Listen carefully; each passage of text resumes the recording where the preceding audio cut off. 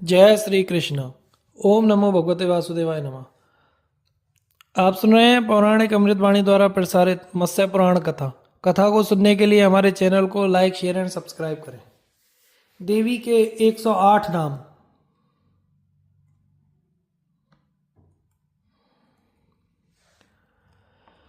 मनु महाराज ने कहा, हे भगवान, अब मैं पितृगण का उत्तम वंश का श्रवण करना चाहता हूँ। रवि का और विशेष रूप से सोम का श्राद्ध देवत्व श्रवण करने की इच्छा उत्पन्न होती है। मत्स्य भगवान ने कहा, बहुत ही प्रसन्नता का विषय है। अब हम पितृगण के उत्तम वंश का ही वर्णन करेंगे। स्वर्ग में 7 पितृगण हैं, उनमें से 3 अमूर्त स्वरूप हैं। इन सब में अपरिमित ओज वाले 4 पितृगण मूर्तिमान हैं। जो मूर्ति रहित पितृगण हैं वे प्रजापति वैराज के हैं। देवगण जिनका यजन किया करते हैं वे बैराज इस नाम से विश्रुत हैं। वे दिन लोक में योग से विभ्रष्ट होते हुए सनातन लोकों की प्राप्ति किया करते हैं। पुनः वे ब्रह्मवेत्ताओं में ब्रह्मवादी होकर ही जन्म ग्रहण किया करते हैं। फिर वे उत्तम सांख्य और योग की उसी स्मृति को प्राप्त कर लिया करते हैं। योग के द्वारा पुनः आवृत्ति करने में अत्यंत दुर्लभ सिद्धि को प्राप्त कर लेते हैं। अतएव दाताओं के द्वारा योगियों को ही श्राद्ध देने चाहिए। इनकी जो मानसी कन्या हिमवान की पत्नी मानी गई है उसका दाया मैनाक पर्वत है और क्रौंच उसके उदर के अग्रज सुत समुत्पन्न हुआ है। इसी क्रौंच के नाम से क्रौंच द्वीप कहा गया है। चतुर्थ ग्रह संवृत था। सेना में तीनों का प्रसव हुआ था और फिर योगवती कन्या हुई। उमा, एकापर्ण, पूर्णा ये कन्याएं थीं जो परम तीव्र व्रत में परायण थीं। एक रुद्र को, एक सित को और दूसरी जैगोशव्य के लिए हिमवान ने प्रदान की थी। सभी बालाएं लोक में अधिक तपस्या वाली हुई थी। ऋषियों ने कहा, हे भगवान, यह बतलाइए कि दक्ष की पुत्री दाक्षायणी सती ने किस कारण से अपने ही आप स्वयं अपने को दग्ध कर दिया था। फिर इसी महितल में उसी भांति वह हिमवान की दुहिता कैसे और क्यों उत्पन्न हो गई। संहार करती हुई सुता से ब्रह्मा के पुत्र दक्ष ने क्या कहा था जो कि समस्त लोगों की जननी थी। हे सूत जी, आप कथा को कृपया कुछ विस्तार के साथ बतलाइए। सूत जी ने कहा, प्रजापति दक्ष यज्ञ विस्तृत रूप में फैला हुआ चल रहा था और यह यज्ञ ऐसा था जिसमें प्रभूत मात्रा में श्रेष्ठ दक्षिणाएं दी गई थीं। जिस समय समस्त देवगण समाभूत किए गए थे और भगवान शंभु को आमंत्रित नहीं किया गया था, तो यह देखकर सहन ना करते हुए यह सती ने अपने पिता से कहा था, हे तात, आपने किस कारण से केवल मेरे ही स्वामी को इस महान विशाल यज्ञ में निमंत्रित नहीं किया है।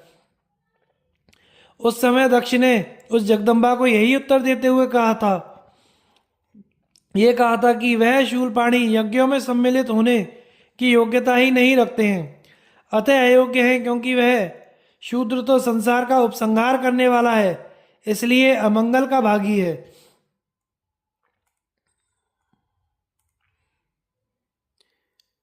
यह कथन करने के अनंतर ही सती अत्यंत कुपित हो गई और उसने कह दिया कि तुझसे समुत्पन्न मैं इस देह का भी अब त्याग कर दूंगी और तू दशा पितृगण का एक पुत्र वाला हो जाएगा।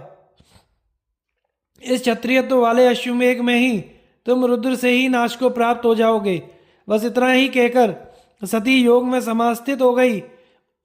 उसके देह से एक ही प्रकार के तेज का उद्भव हुआ। उसी तेज से उस समय सती ने आप दाह कर लिया। निर्दहन करती हुई उससे देव, असुर, किन्नर, गंधर्वगण और गुह्यक सभी ने उससे यही कहा, यह क्या हो रहा है। फिर तो दक्ष का स्वयं उस सती के समीप आकर उपस्थित हुआ और प्रणिपात करते सती से कहा, यह आप तो संपूर्ण जगत की माता हैं और जगत के सौभाग्य की देवता हैं। हे देवी, मेरे ऊपर अनुग्रह करने की ही कामना से आप मेरी पुत्री होना स्वीकार किया था और दुहिता बन गई थी। आपसे रहित इस ब्रह्मांड में सवराचर कुछ भी नहीं है।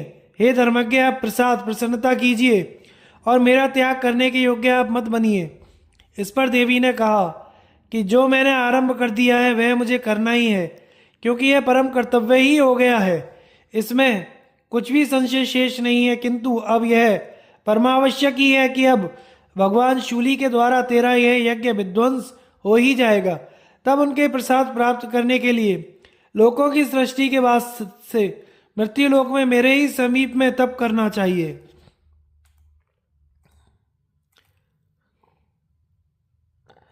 दशों का अंगज भी तुम समर्थ प्रजापति होगे और मेरे अंश से 60 अंगनाएं होंगी तथा तुम्हारे अंगज होंगे। मेरी सन्निधि में तपश्चर्या करते हुए उत्तम योग की प्राप्ति करोगे। और जब इस प्रकार से जगदम्बा ने कहा तो वह दक्ष देवी से बोला, हे अनगे, मुझे आपके किन किन तीर्थों के में दर्शन होंगे और किन किन नाम मों से आपको स्तुति करनी चाहिए। देवी ने कहा, इस भूमंडल में सर्वदा सभी और समस्त प्राणियों में मेरा दर्शन करना चाहिए। समस्त लोकों में मेरे बिना कुछ भी रहित पदार्थ या प्राणी नहीं है। तो भी सिद्धि की इप्सा रखने वालों के द्वारा जिन स्थानों में मेरा दर्शन करना चाहिए तथा भूवि की कामना कर रखने वालों को मेरा स्मरण करना चाहिए, उन नामों को अब मैं तत्व से बतला देती हूँ। यहाँ से ही देवी अष्टोत्तर शत नामों का आरंभ होता है। वाराणसी में मेरी विशालाक्षी नाम लेकर स्मरण तथा स्तवन करना चाहिए। नैमिष क्षेत्र में मेरा लिंगचारिणी नाम प्रसिद्ध है। प्रयाग में ललिता देवी और गंधमादन में कामाक्षी देवी। मानस में मेरा नाम कुमुदा है तथा अंबर में विश्वकाया। गोमंत में गोमती नाम है और मंदर में मेरा काम धारिणी है। शुभ नाम स्मरण करने योग्य है। चैत्ररथ में मदोत्कटा तथा हस्तिनापुर में मेरा जयंती नाम लेकर ही स्तवन करें।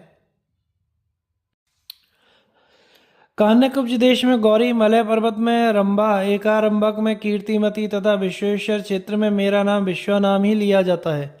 पुष्कर में पुरुहुता, केदार क्षेत्र में मार्गदायिनी, हिमाचल पर्वत के पृष्ठ पर राम नाम यथा गोकर्ण में भद्रकर्णिकर कहकर मुझे याद किया जाता है। स्थानेश्वर में मेरा नाम भवानी है तथा विल्वक में मेरा नाम विल्व पत्रिका नाम लेकर स्मरण या स्तवन किया जाता है। श्रीशल में मेरा माधवी नाम है तथा भद्रेश्वर में भद्रा नाम से मेरा स्मरण किया जाता है। वराह शैल में जया नाम लेकर मेरा स्मरण किया जाता है और कमला तप में मेरा नाम ही कमला है। रुद्रकोटि में रुद्राणी कहकर मुझे पूछते हैं तथा कालांजर गिरी में मेरा ही नाम काली कहलाता है। महालिंग में मेरा कपिला नाम कहा जाता है तथा मरकोट में मुकुटेश्वरी मेरा शुभ नाम है। शालिग्राम में महादेवी तथा शिवलिंग में मेरा नाम जलप्रिया है। मायापुरी में कुमारी मेरा नाम है तथा संतान में ललिता कही जाती हूँ। सहस्ताक्ष में उत्पलाक्षी तथा ममताक्ष में मुझे ही महोत्पला कहा जाता है। गंगा में मंगला नाम से प्रसिद्ध हूँ तथा पुरुषोत्तम में मेरा ही नाम बिमला देवी है। विपाशा में मुझे अमोदाक्षी कहा जाता है और पुण्यवर्धन में मुझे पाटला कहकर पुकारते हैं। सुपार्श्व में मेरा ही नाम नारायणी देवी है और क्रिकूट में भद्र सुंदरी मुझे ही कहते हैं। विपुल में मेरा नाम विपुलेश्वरी नाम है तथा मलयाचल में कल्याणी नाम लेकर मेरा स्मरण किया जाता है। कोटि तीर्थ में कोटवी मेरा शुभ नाम है एवं माधव वन में सुगंधा मुझे ही कहा जाता है। कुब्जाग्रह स्थल में विसंध्या मुझे कहते हैं और गंगा द्वार में रति प्रिया कहकर मेरा ही स्मरण किया जाता है। शिव कुंड में सुनंदा देवी का तट में नंदिनी द्वारावतीपुरी में रुक्मणी और वृंदावन में मेरा ही नाम राधा है। मथुरापुरी में देवकी, पाताल में परमेश्वरी, चित्रकूट में सीता देवी तथा विंध्याचल में विंध्यावासिनी देवी मुझे ही कहते हैं। सह्याद्री में एक वीरा, हम एक चंद्रिका मेरा ही शुभ नाम है। राम तीर्थ में रमणी और यमुना में मृगावती मुझे ही कहा करते हैं। कारवीर में मुझे ही महालक्ष्मी पुकारा जाता है तथा विनायक में उमा देवी मेरा ही नाम विख्यात है। वैद्यनाथ में मुझे अरोगा कहा जाता है और महाकाल स्थान में महेश्वरी मेरा ही नाम है। उष्ण तीर्थों में मुझे अभया और विंध्य के कंदरा में अमृता मुझे ही कहा करते हैं। मांडल्य में मेरा मांडवी नाम लेकर स्मरण किया जाता है तथा महेश्वरपुर में मुझे स्वाहा करते हैं। विभिन्न स्थलों में विभिन्न नामों का स्मरण कर मेरी ही समाराधना की जाया करती है। चाकलंड में प्रचंडा, मकरंदक में चंडिका, सोमेश्वर में वरारोहा और प्रभास में पुष्करावती मेरा नाम लिया जाता है। सरस्वती के क्षेत्र में मुझे देव माता कहा जाता है। पारा तट में मेरा ही नाम पारा है। महालय में मुझे महाभाग कहते हैं तथा पयोष्णी में मुझे पिंगलेश्वरी देवी कहकर मेरा स्तवन स्मरण किया जाता है। किरत शौच में सिंह का मेरा शुभ नाम है और कार्तिकेय में मुझे ही यशस्करी कहा जाता है।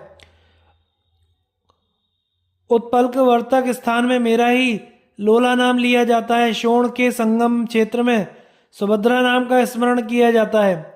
सिद्धपुर में मेरा माता नाम लिया जाता है तथा भट्टाश्रम में लक्ष्मी अंगना कहते हैं। जालंधर में मुझे ही विश्वमुखी इस पवित्र नाम से याद किया करते हैं तथा किष्किंधा पर्वत में तारा देवी कहकर मेरी उपासना करते हैं। देवदारू वन में पुष्टि मेरा ही नाम लिया जाता है और काश्मीर मंडप में मेघा के नाम से मैं ही पुकारी जाया करती हूँ। हिमाद्री में मेरा ही नाम भीमा कहा जाया करता है तथा विश्वेश्वर क्षेत्र में पुष्टि नाम है।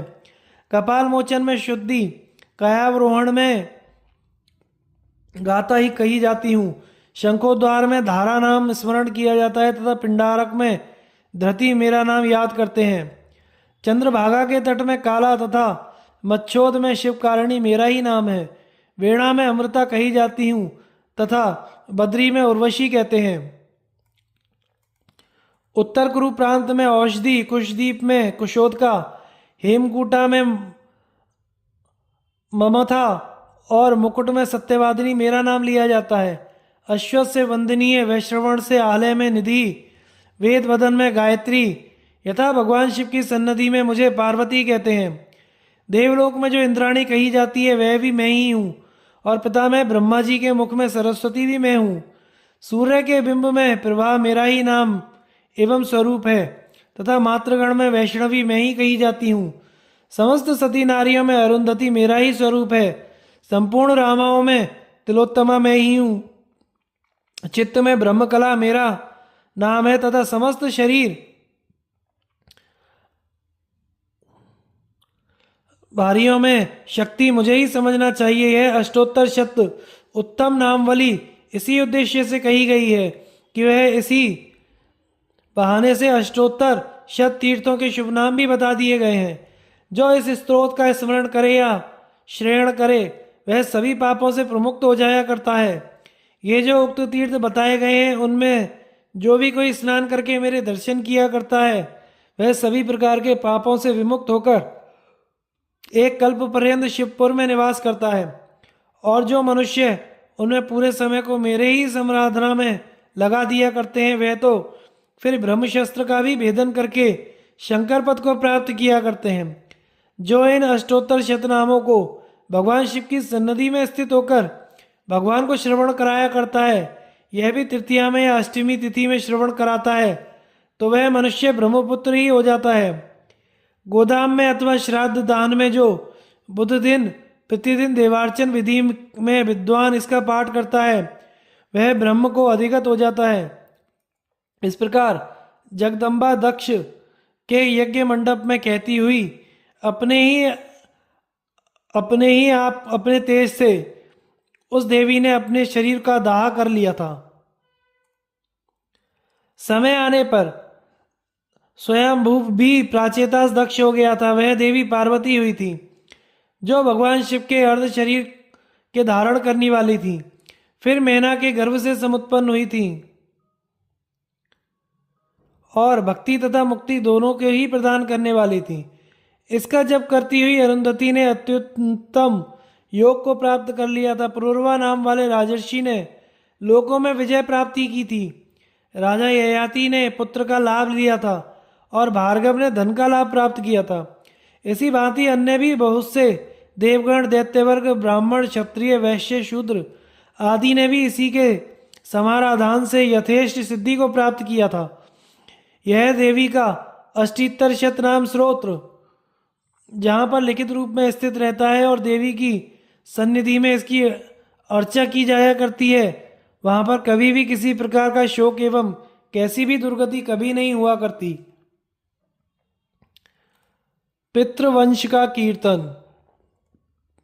सूत जी ने कहा, दिव्य लोक में विव्रज नाम वाले अन्य 100 सुवर्चस हैं, जहाँ पर सुब्रत वरेण्य या यह पितरलोक है, जहाँ वरेण्य युक्त सहस्त्रों विमान और जहाँ संकल्प करके वार्षिक फलों के प्रदान करने वाले समस्थित रहा करते हैं, जहाँ पर अभ्युदय शालाओं में श्राद्ध देने वाले परम मोह से समन्वित होकर रहा करते हैं, और जिनका भजन देवासुर गण तथा गंधर्व एवं अप्सराओं का समूह भी किया करता है।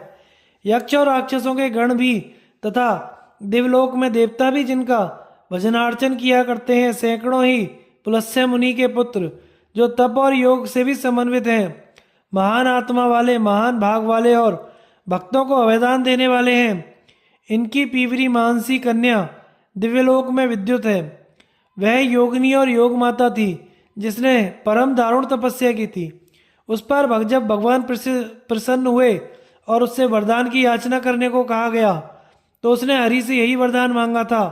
उसने कहा था, हे देव, आप कृपया करके योग वाला रूप लावण्य से समत्वित, इंद्रियों को जीतने वाला, बोलने वालों में परम श्रेष्ठ पति, भरण करने वाला प्रदान कीजिए। यदि आप मेरी तपस्या से परम प्रसन्न हो गए हैं। भगवान ने कहा, जिस समय में कृष्ण द्वैपायन व्यास जी का शुक्रदेव नाम का पुत्र प्रसूता होगा तब उसकी तुम भार्या होगी। हे सुयुते, वह योग के परम प्रमुख आचार्य होंगे। उस समय में कृत्वी नाम धारणी योगिनी कन्या तेरी उत्पन्न होगी। उस कन्या को तुझे पांचाल देश के अधिपति मनुष्य को ही प्रदान करनी होगी। ब्रह्मदत्त को जन्म देने वाली और योग सिद्धा गौ कही गई है। उस समय कृष्ण गौर प्रभु और शंभु तेरे पुत्र समुत्पन्न होंगे। महान आत्मा वाले महाभाग परम पद को गमन करेंगे। उनका समुत्पादन करके पुनः योग से वर सहित मोक्ष को प्राप्त करोगी। महामुनीन्द्र वशिष्ठ के पुत्र सुमूर्तिमान पितर कहे गए हैं। नाम से तो ये सभी मानस पुत्र थे, किंतु वे सभी धम्म मूर्ति थे। दिवलोक से भी पर ज्योतिर्मासी लोकों में जो निवास किया करते हैं, जहाँ पर वे श्राद्ध देने वाले विराजमान होते हुए आनंद की क्रीड़ा किया करते हैं। सर्व कामों से समृद्ध विमानों में भी पादज हैं। उनके विषय में तो कहा ही क्या जावे। जो भक्तिमान और क्रिया से समन्वित श्राद्ध देने वाले विप्र होते हैं, जिनका गौ नाम वाली मानसी कन्या दिव्य लोकों में विराजमान है, वह शुक्र मुनि की दयिता पत्नी है और साध्यों की कीर्ति का वर्धन करने वाली है।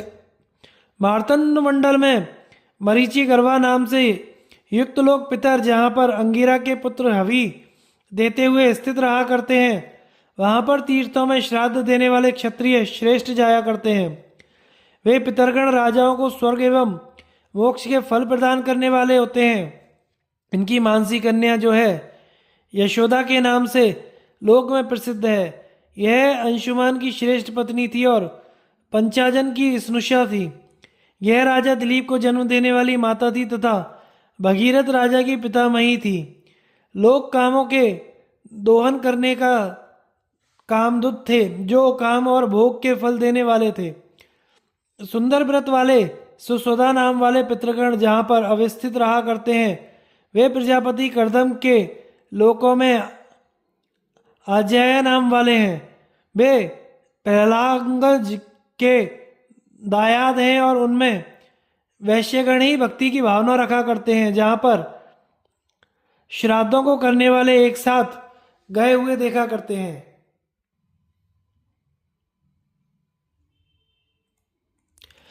वहां पर वे उन सबका दर्शन प्राप्त किया करते हैं जिनको दशों सहस्त्र जन्मों में भी कभी देखा था और सहस्त्रों की संख्या में उनका कुछ भी अनुभव नहीं है। उनमें माता पिता भ्राता भगनी सखा संबंधी और बांधव्य सभी होते हैं। इनकी मानसी कन्या विरजा नाम से विश्रुत है और जो राजा नहुष की पत्नी हुई थी तथा राजा ययाति की जननी थी। पीछे ब्रह्मलोक में गई हुई यह सती एकाष्टका हो गई थी। ये तीन गण हमने पितरों के आप लोगों को बतला दिए हैं। अब आगे चतुर्गण बतलाते हैं। जो मानस लोक हैं वे सब ब्रह्मांड के ऊपर संस्थित हैं, जिनकी मानसी कन्या नर्मदा इस नाम से विश्रुत है, जहाँ पर सोमस नाम वाले शाश्वत पितृगण स्थित रहा करते हैं। सृष्टि आदि सब कुछ करके इस समय से मानस में ही स्थित है।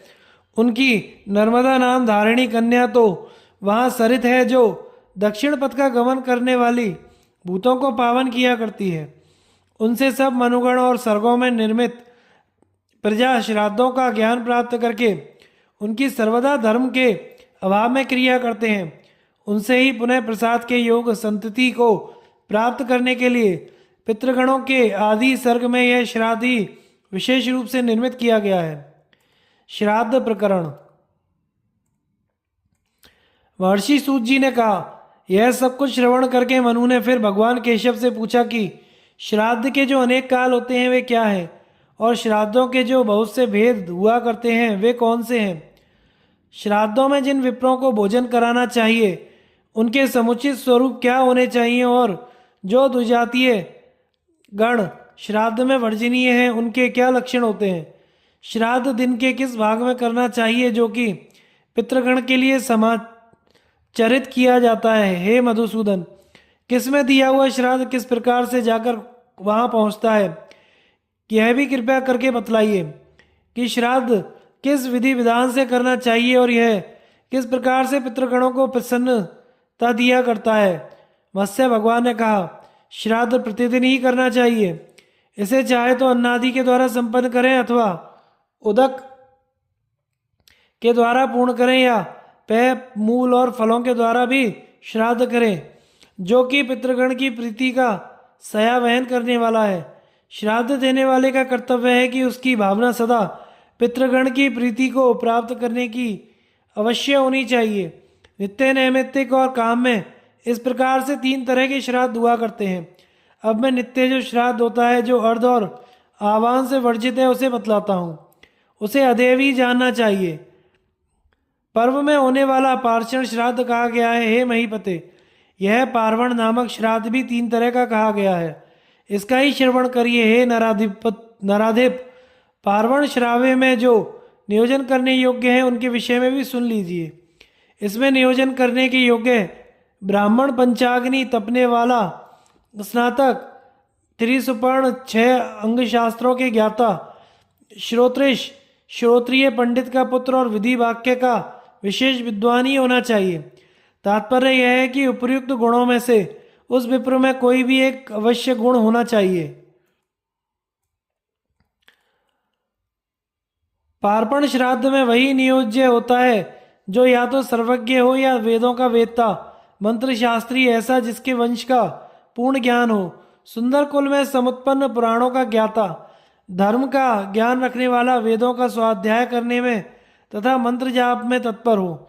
जो विप्र भगवान शंकर का परम भक्त हो, वह पितृगण में भक्त रखकर परायण रहने वाला, भगवान भुवन भास्कर का भक्त, विष्णु का भक्त, ब्राह्मण अर्थात ब्राह्मणों पर दया तथा भक्ति रखने वाला, योग शास्त्र का ज्ञाता, परम शांत स्वभाव से संपन्न, विजितात्मा और शील वाला ब्राह्मण को ही पार्वण श्राद्ध में भोजन कराना चाहिए।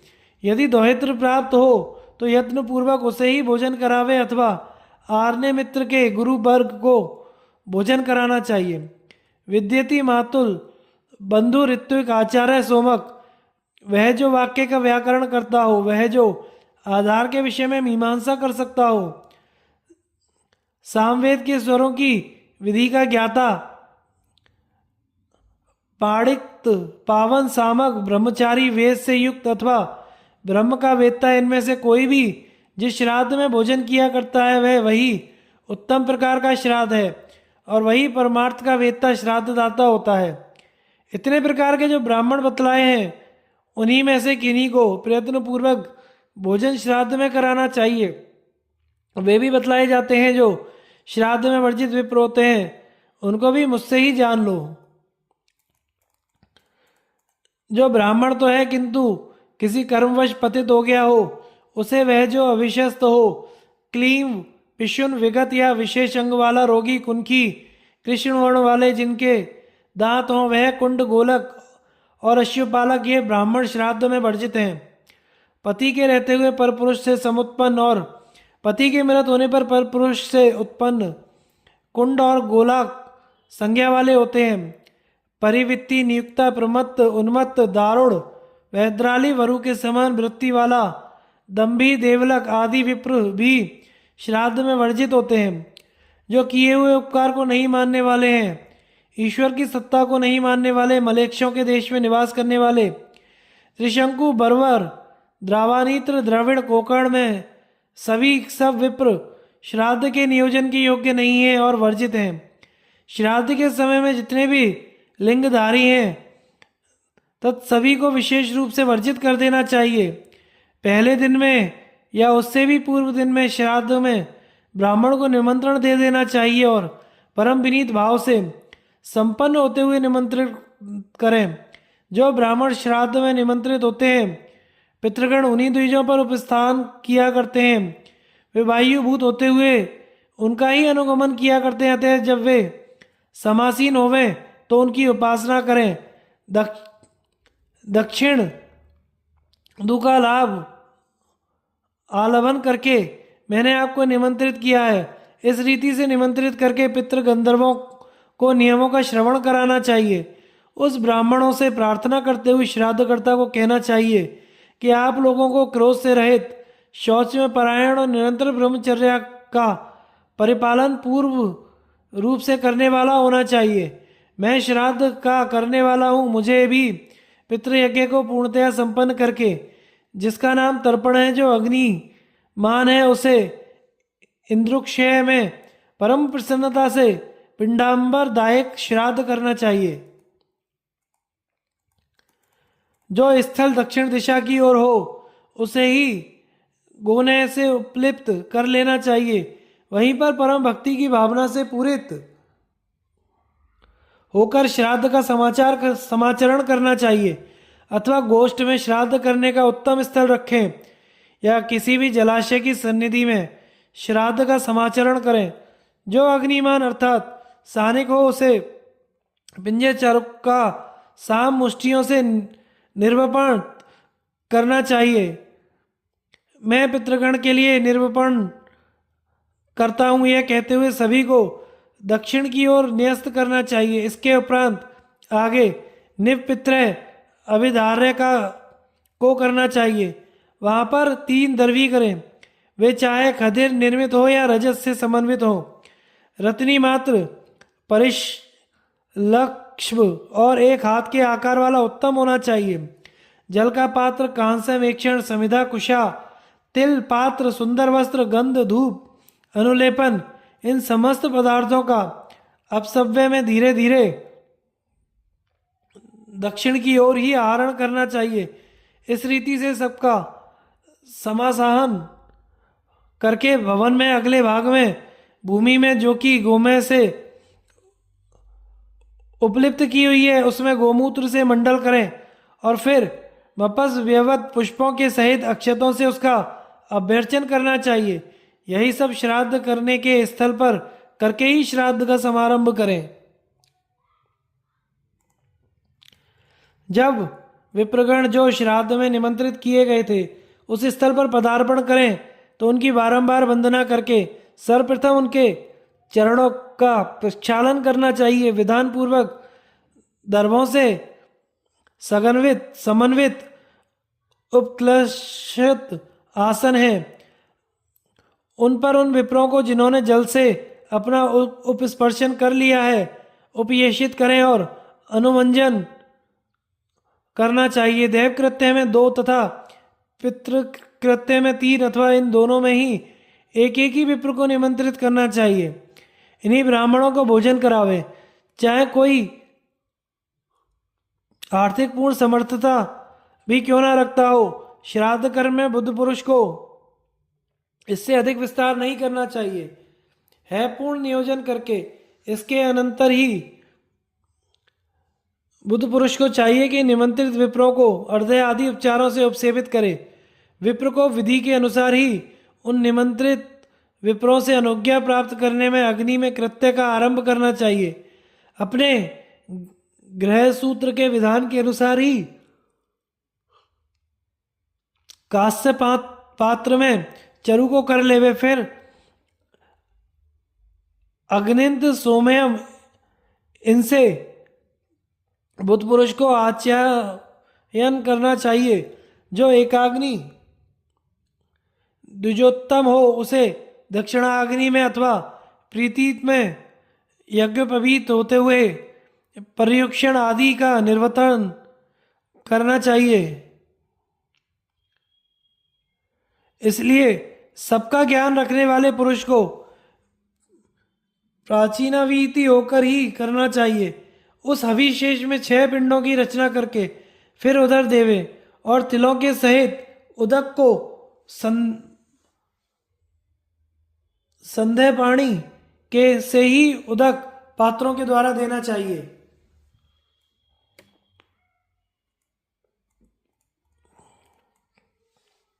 सव्य जानवाच्य होकर यत्न पूर्वक मत्सरता से रहित और धर्मयुक्त होकर लेखा करे।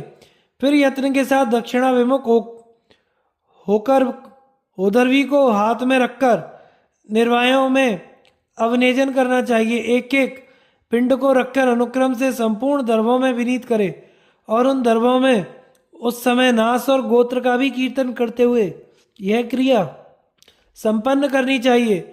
उसी भांति से इसके पश्चात पुनः प्रत्यवनेजन करना चाहिए। इन 6 पिंडों को गंध धूप आदि की अरणा के द्वारा नमस्कार करें।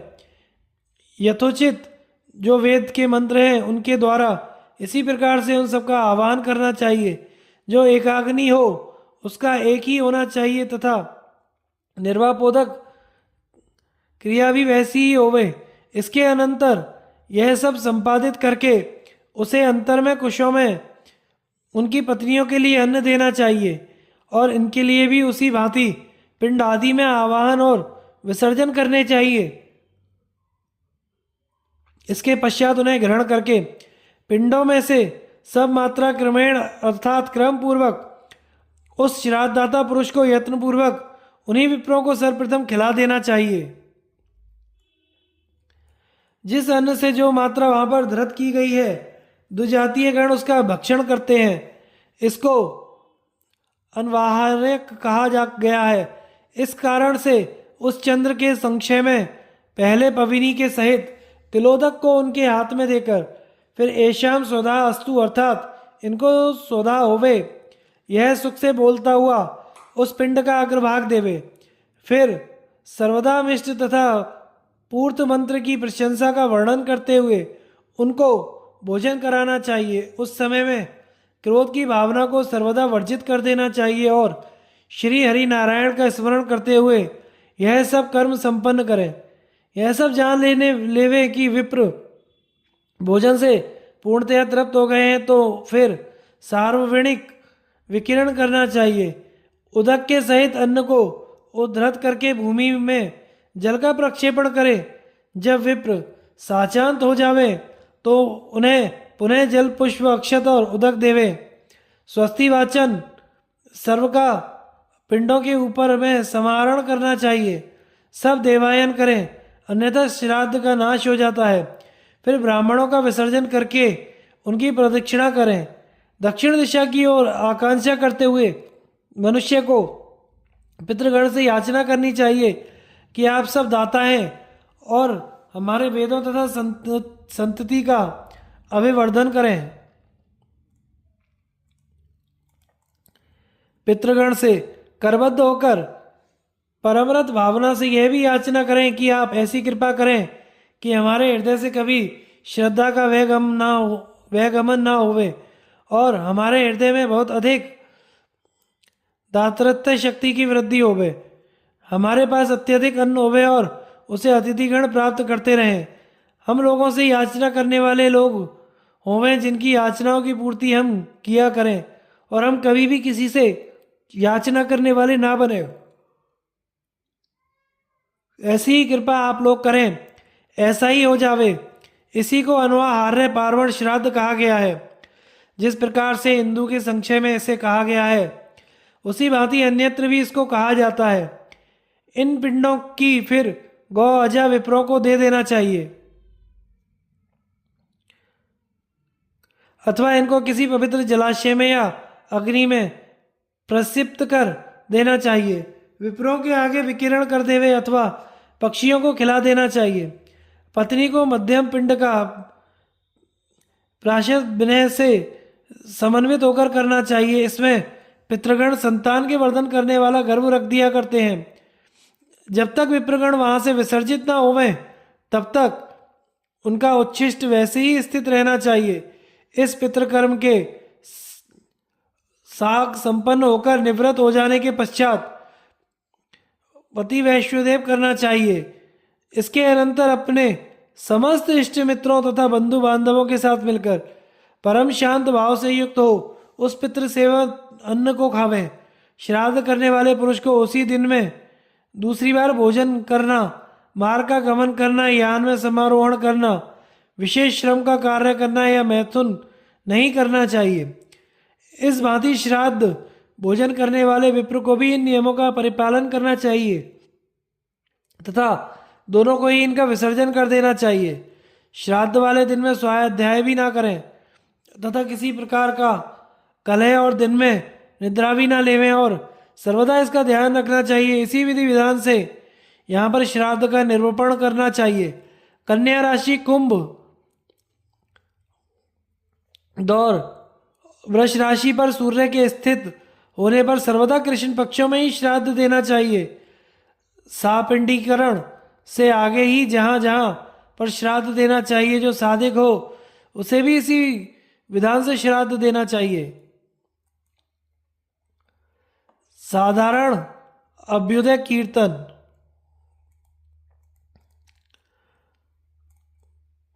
महामहर्षि श्री सूत जी ने कहा, इससे आगे मैं साधारण श्राद्ध को बतलाऊंगा जो भगवान विष्णु ने कहा था। यह श्राद्ध भुक्ति मुक्ति का फल देने वाला है। इस श्राद्ध के देने के समय बतलाए गए हैं। अरयन विश्व युग्म सामान्य सूर्य संक्रांति अमावस्या अष्टका कृष्ण पक्ष पंचादशी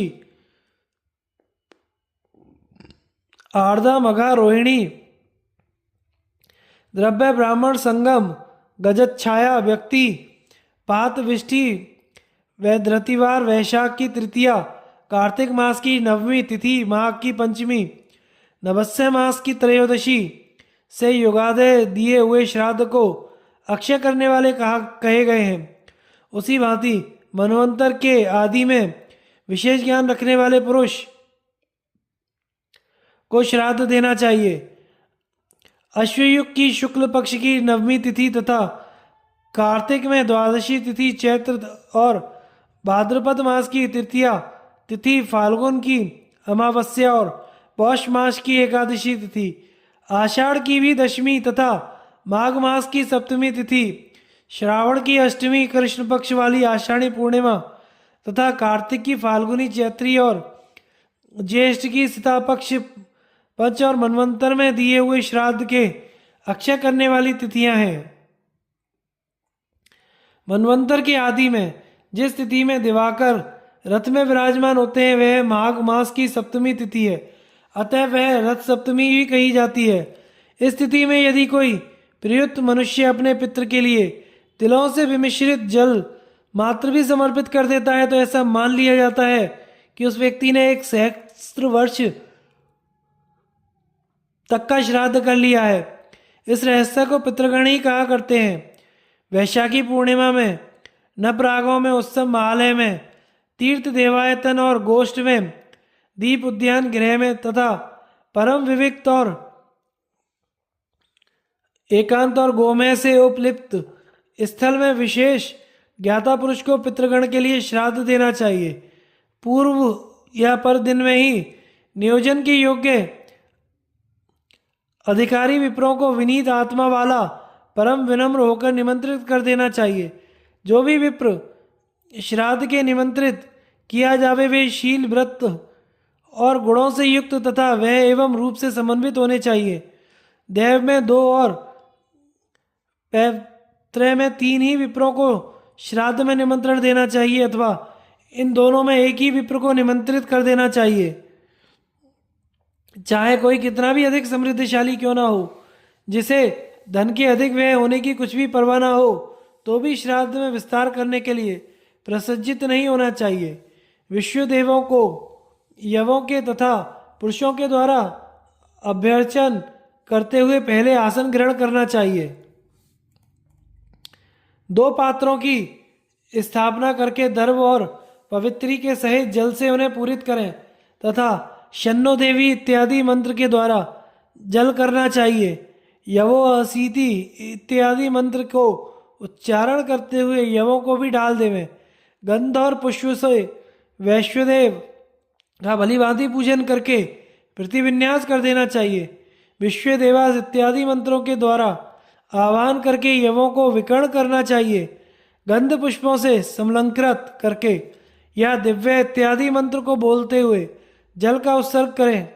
उन दोनों से अभ्यर्चन करके फिर उत्कृष्ट पितृ कार्य का समारंभ कर देना चाहिए।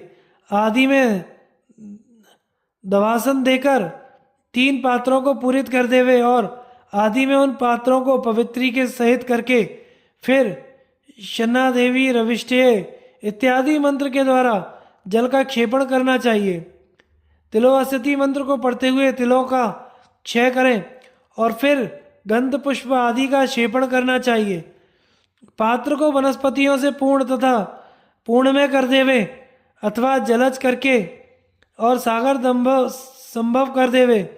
पितृगणों के पात्र सुवर्ण निर्मित अथवा रजत से बने हुए रजत कहे जाया करते हैं। रजत की कथा भी दर्शन और दान ही होना है। इन पितृगणों के लिए श्राद्ध आदि जो कुछ भी दिया जावे वह चांदी के निर्मित पात्रों के द्वारा ही देना चाहिए अथवा चांदी से समन्वित के द्वारा करना चाहिए। जो श्रद्धा पूर्वक केवल जल भी दिया गया है वह भी अक्षय ही उपकालीन हो जाता है। इसी भांति अर्धय पिंड भोज्य आदि के कर्म में पितृगणों के लिए राजत माना गया है। भगवान शिव के नेत्रों से उत्पत्ति होती है, इसी कारण यह पितृगण का प्रिय है। जो अमंगल है उसे यत्न पूर्वक देव कार्यों से वर्जित करना चाहिए। इस रीति से पात्रों का संकल्प करके लाभानुसार मत्सरता के भाव से रहित होकर या दिव्या इत्यादि मंत्रों से पिता के नाम गोत्रों से हाथ में दर्भ ग्रहण करने वाले को न्यास करना चाहिए। पितरन आवाहिष्यामी अर्थात मैं अपने पितृगणों का आवाहन करूंगा, इस रीति से अनुज्ञा प्राप्त करने के लिए पूछो। जब ब्राह्मण कह देवे कि करो अर्थात आवाहन करो, तभी आवाहन पूछकर प्राप्तानुज होकर ही करें। उशंतस्वा तथा यंतु इन 2 ऋचाओं के द्वारा पितृगण का आवाहन करें। या दिव्या इस मंत्र को पढ़कर अर्धय का उत्सर्ग करके फिर पीछे गंध आदि अन्य पूजनोपचारों को का देना चाहिए।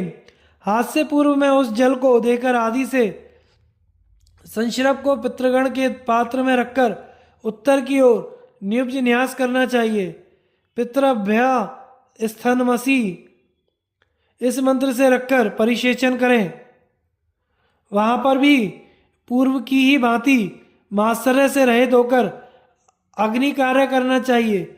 दोनों हाथों से समारण करके ही परिवेशन करना चाहिए। निरंतर श्राद्ध कर्म में प्रशांत चित्त वाला रहकर ही उसे करे और सर्वदा हाथ में दर्भ रखे। गुणों से युक्त सूक्त तथा शाक आदि अनेकों प्रकार के भक्ष्य पदार्थों का विशेष रूप से परिवेषण करे। जो भी अन्न दिया जावे वह दधि क्षीर और शर्करा से समन्वित ही देना चाहिए। भगवान केशव ने कहा है कि इस तरह से दिया हुआ श्राद्ध 1 मास पर्यंत पितृगण को प्रसन्न किया करता है। जो कुछ भी मधु से सम्मिश्रित जौ का क्षीर घृत पायस दिया हुआ है वह सब अक्षय अर्थात क्षय से रहित हो जाया करता है, ऐसा पितृगण और पूर्व देवता कहते हैं। पितृ अर्थात पितृगण से संबंधित स्वाध्याय का श्रवण करावे तथा सभी पुराणों को सुनाना चाहिए। ब्रह्मा विष्णु और रुद्र के विविध स्तवों का श्रवण कराना चाहिए। इंद्र, अग्नि और सोम के जो परम पवित्र सूक्त हैं उनका श्रवण अपनी शक्ति से करावे। इसी भांति बृहद अंतर और ज्येष्ठ शाम सारोहण का श्रवण भी शक्ति के अनुसार बल पड़े तो कराना चाहिए। इसी तरह शांति का अध्याय और साधु ब्राह्मण एवं मंडल तथा ब्राह्मण का श्रवण करावे। तात्पर्य यही है कि जो भी कुछ पितृगण के लिए प्रीति करने वाला हो वही उस समय में श्रवण कराना उचित होता है। हे निरप, इसके पश्चात उन सबके मुक्तबार हो जाने पर ही भोजन के समीप विप्रों का तथा अपना सब उदीरित करना चाहिए। सभी वर्णों का अन्न ग्रहण कर लेवे, उसको लाकर जल में प्लवित कर देना चाहिए। फिर उसको मुक्त हुओं के सामने समुत्कृष्ट करना चाहिए और भूमि में विदीर्ण कर देवे।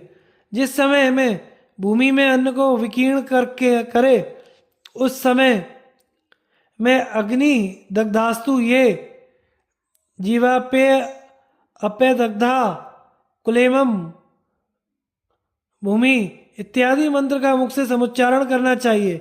इसका अर्थ है जो भी कोई जीव मेरे कुल में आग से जलकर मृत हो गए हों अथवा जिनका कभी दाह ही नहीं किया गया हो और वैसे ही कहीं मृत शब्द पढ़कर विनिष्ट हुआ हो, वे सभी भूमि में समर्पित इस विकीर्ण अन्न से तृप्ति को प्राप्त करें अथवा परम गति को भी प्राप्त करें। जिनके कोई भी माता पिता और बंधु नहीं, ना उनके गोत्र की ही शुद्धि है, ना अन्न ही प्राप्त है, उन सबकी तृप्ति के लिए ही यह अन्न भूमि में विकीर्ण करके दिया गया है। यह लोकों में उन सबको उसी भांति सुख के लिए होवे। असंस्कृत प्रवीत त्यक्त कुलयोपितों का उच्छिष्ट भाग देह और जो दर्भ में विकीर्ण है वह होवे।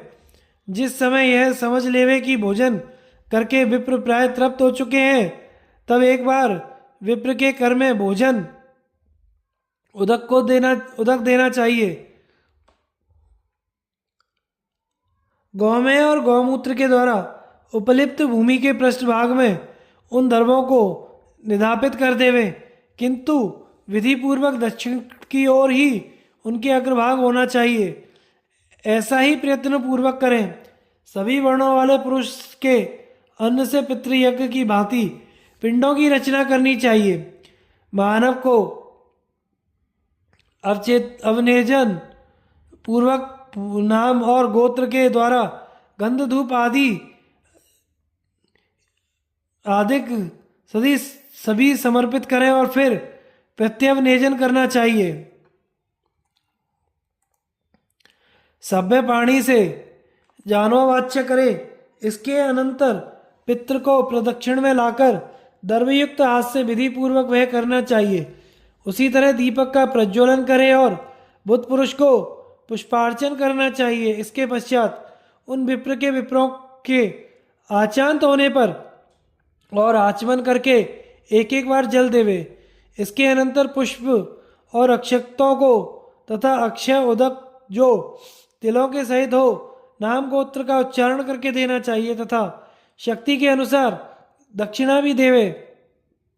दक्षिणा में गौ, भूमि, सुवर्ण, वस्त्र, भव्य शैया इनमें से अपना जो अत्यंत प्रिय अविष्ट हो तथा पिता को जो परम इष्ट पदार्थ हो उन्हीं को ब्राह्मण को देना चाहिए।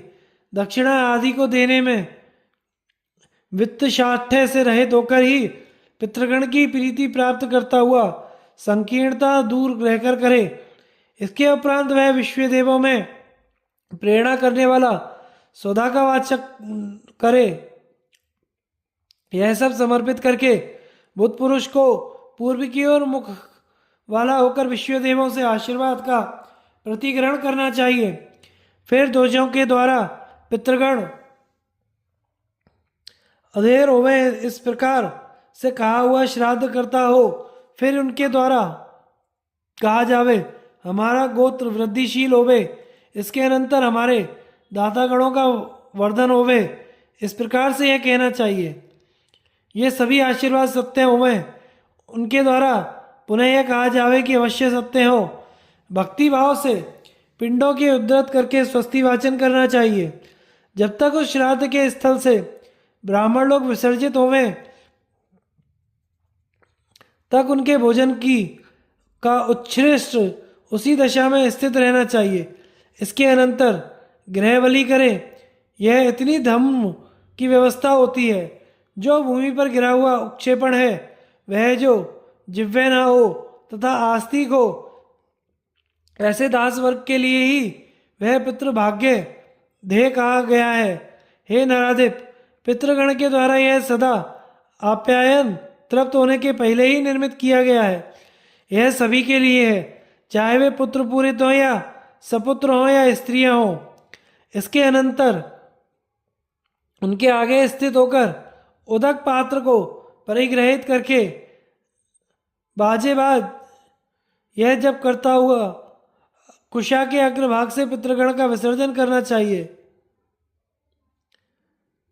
8 कदम तक अनुभ्रजन करते हुए अर्थात विप्रों के पीछे पीछे चलते हुए प्रदक्षिणा करनी चाहिए। जिस समय में प्रदक्षिणा करें उस समय में सब बंधु वर्ग को भी साथ में रखना चाहिए तथा अपनी भार्य पुत्र आदि को भी साथ में ले लेना चाहिए। इस विसर्जन की क्रिया से निवृत्त होकर प्राणिपात करें। इसके उपरांत समंत्रवत अग्नि का परीक्षण करना चाहिए। वैश्वदेव और नैतिक बलिदेवे इसके अनंतर वैश्वदेव के अंत में भृत्यसूत्र और बांधवों सहित अतिथियों से संयुक्त होकर सभी पितृगण के द्वारा निषेवित किए हुए पदार्थों का भोजन करना चाहिए। इस श्राद्ध को वह भी समस्त पर्वों में करें जिसका उपनयन संस्कार ना हुआ हो। यह साधारण नाम वाला श्राद्ध है जो संपूर्ण कामनाओं के फलों को प्रदान करने वाला है। जो कोई भार्या से रहित हो तथा प्रवास में स्थित रखने वाला हो और भक्ति भाव से संपन्न शूद्र भी जो मंत्र रहित होता है, उस बुद्ध पुरुष को यह श्राद्ध विधि पूर्वक करना चाहिए। तीसरा आभ्योदयिक श्राद्ध होता है जिसको वृद्धि श्राद्ध के नाम से भी कहा गया है। उत्सवों के आनंद संभार में तथा यज्ञ और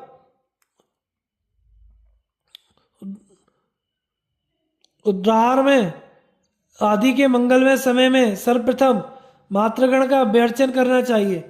इसके पश्चात फिर पितरों का पूजन करें। हे राजन, इसके अनंतर मातामहों का पूजन करें और पीछे उसी भांति विश्व देवाओं का अर्चन करना चाहिए। प्रदक्षिणा के उपचार से दधि अक्षत फल और जल के द्वारा दिशा की ओर मुख वाला होकर दुर्वा और कुशा से युक्त पिंडों का निरूपण करे। यह श्राद्ध अभ्युदय में संपन्न होता है, इसलिए दो को अर्घ्य देना चाहिए। वस्त्र और कार्तस्वर स्वर्ण आदि के द्वारा युग्म द्विजातियों का पूजन करना चाहिए। नांदी शब्दानु पूर्वक तिलार्थ को यवों से ही संपन्न करना चाहिए। द्विश्रेष्ठों के द्वारा संपूर्ण मांगल्य का वचन करना चाहिए और इसी प्रकार से सामान्य वृद्धि श्राद्ध में भी सर्वदा शूद्र को भी नमस्कार मंत्र के द्वारा कच्चे अन्न से ही ता करना चाहिए। भगवान प्रभु ने कहा है कि शूद्र को दान की प्रधानता वाला अवश्य, इसीलिए शूद्र के लिए दान देने का विशेष महत्व होता है।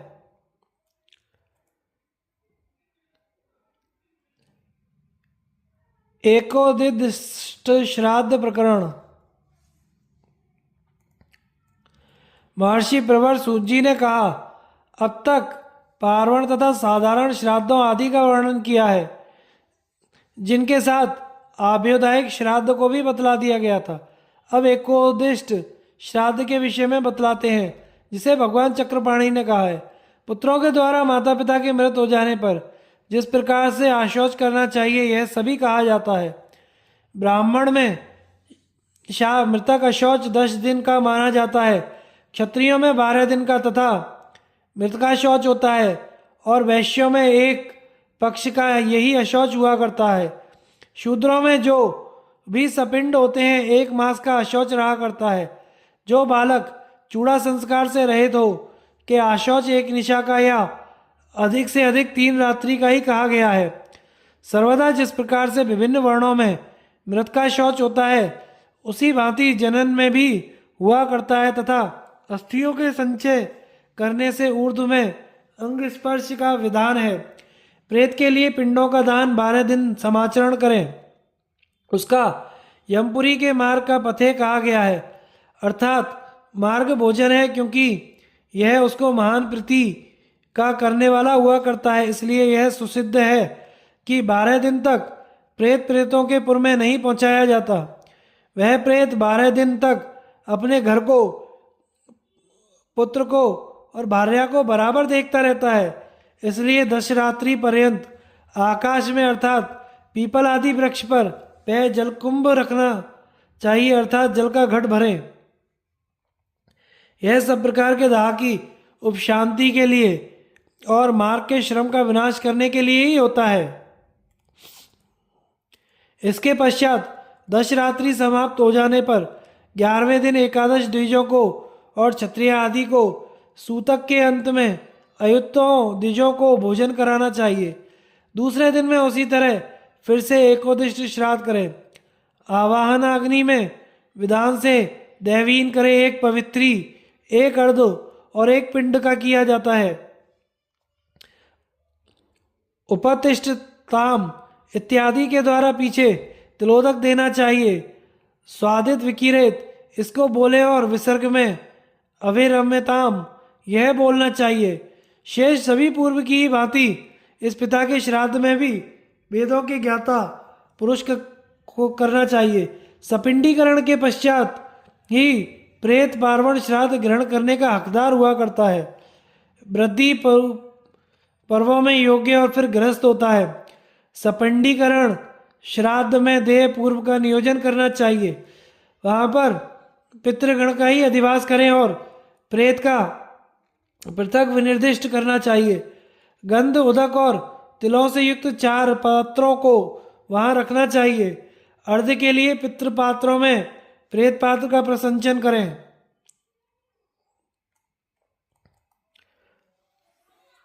उस समय में उसी भांति संकल्प करके पिंडों के प्रदाता को 4 पिंड करने चाहिए जो समान होते हैं।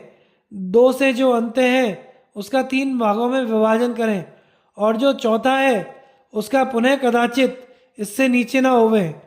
इसके उपरांत ही सब ओर से तुष्टि को प्राप्त होता हुआ वह युद्ध पितृत्व को प्राप्त हो जाया करता है। अग्निश्वा तादि जो पितृगण है उनके मध्यत्व को वह प्राप्त कर लेता है, जो कि अमृत और उत्तम है। सपिंडीकरण कर्म के करने के ऊर्ध्व में फिर उस युद्ध के लिए इसी कारण से कुछ नहीं दिया जाया करता। फिर तो पितृगणों में ही देना चाहिए जिनमें पिंड संस्थित होता है। तभी से लेकर सूरज संक्रांति में और उपराग आदि पर्वों में मृत होने वाले दिन में 3 पिंडों का समाचरण करें। यही एकोदिष्ट श्राद्ध होता है। एकोदिष्ट का परित्याग करके जो मृत दिनों में श्राद्ध किया करता है वह सदा ही पितृगण का हनन करने वाला है और माता तथा भाई का विनाश करने वाला है। मृत दिन में पार्वण श्राद्ध करने वाला मानव अधोभाग से भी अधोभाग में जाया करता है, क्योंकि संयुक्त प्रेतों में आकुली भाग हो जाया करता है। इसी कारण से प्रत्येक संवत्सर में एकोदिष्ट श्राद्ध का अवश्य ही समाचरण करना चाहिए। जब तक मृत को 1 वर्ष पूर्ण हो, उस वर्ष में बराबर जो कोई विगत मत्सरता वाला होकर श्राद्ध के सहित जल का कुंभ दिया करता है और प्रेत के लिए उसे अन्न से समायुक्त करके देता है, वह एक अश्वमेध यज्ञ करने के पुण्य का फल प्राप्त करता है। जिस समय विधान का ज्ञान रखने वाला श्राद्ध दाता आम श्राद्ध करे, अर्थात कच्चा ही अन्न आदि बिना पाक किए हुए देवे, तो उससे अग्निकरण अवश्य ही करना चाहिए और उसी से पिंडों का भी निर्वपण करे। तीनों के द्वारा अशेष त्रित्रय सपिंडीकरण में जब पिता को वह प्राप्त होगा, उस समय में वह बंधन से मुक्त हो जाता है। मुक्त हुआ भी कुछ के मार्जन लेप भागित्व को प्राप्त किया करता है। चतुर्थाध्याय लेप भागी है और पित्राध्याय सब पिंड भागी हुआ करते हैं। तात्पर्य यह है कि चौथी पीढ़ी से ऊपर वाले केवल लेप भागी ही हुआ करते हैं और 4 पुष्य तक पिंडों के भागी होते हैं। उनका पिंड देने वाला सप्तम होता है, अतएव सप्तपुरुष सपिंडे हुआ करते हैं। आगे की कथा का प्रसारण हम अगले भाग में करेंगे। हमारे चैनल को लाइक शेयर एंड सब्सक्राइब करें। धन्यवाद।